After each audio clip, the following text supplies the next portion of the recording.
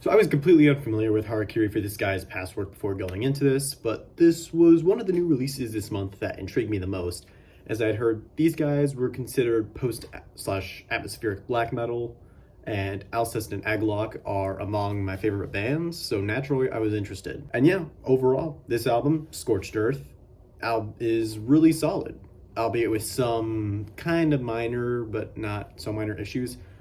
It's very straightforward, kind of raw, emotional black metal with a bunch of piano interludes and like kind of uplifting sounding like melodies and like riffs, and is a reflection of the world we live in, hence the title Scorched Earth. As stated before, the album is quite straightforward. Not a lot of twists and turns or really changes in style overall.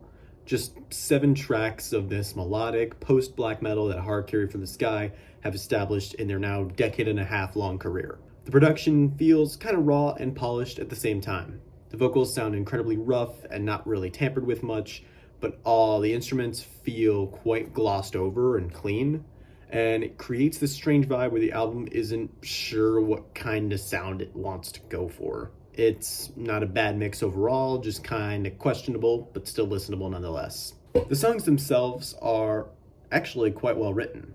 Individually, they don't really get boring, and most of them are these like emotional ragers that sound like a person on the verge of life and death. Like Michael Cogler's vocals, however you pronounce his name, sound like someone like bleeding out and crying like desperately for help. They're very, very tortured vocals.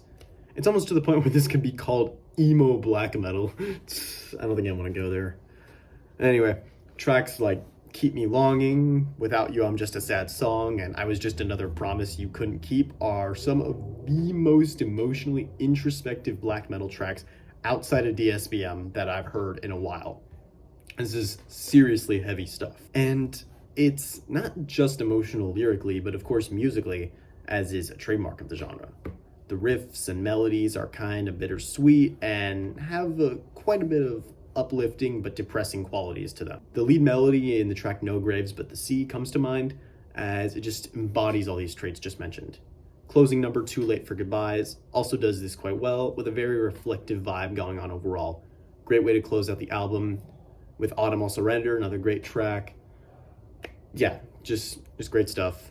Okay, so the songs here are great individually. The album as a whole honestly feels pretty samey, and that's where the biggest issue here kind of arises. The record doesn't really change a lot throughout. And there's a point where I'm like, I'm willing to get past that if the songs are great on their own, but when there isn't a lot of nuance in the record as a whole, you kind of lost me. It kind of becomes a little boring, at least a little bit. And while I don't like to compare too much, I do think bands like the aforementioned Alcest and Agalock, along with Wolves in the Throne Room, do this wonderfully. And maybe Harakiri For the Sky has done this on past records as well, I don't know. All I know is that the album doesn't do much to shake things up, and it does kind of hold it back a little. But again, the songs on their own, great like ethereal vibes to them.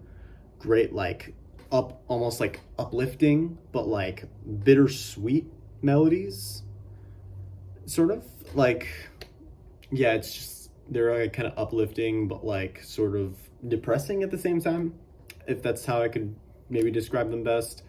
Blast beats, of course, tortured vocals, bass is even there a little bit mixed too. There's plenty of like these sort of like piano like dramatic interludes. There's some violins, there's some orchestral elements. Just great atmospheric stuff. I think I would have to go with an 87 out of 100 on this one overall.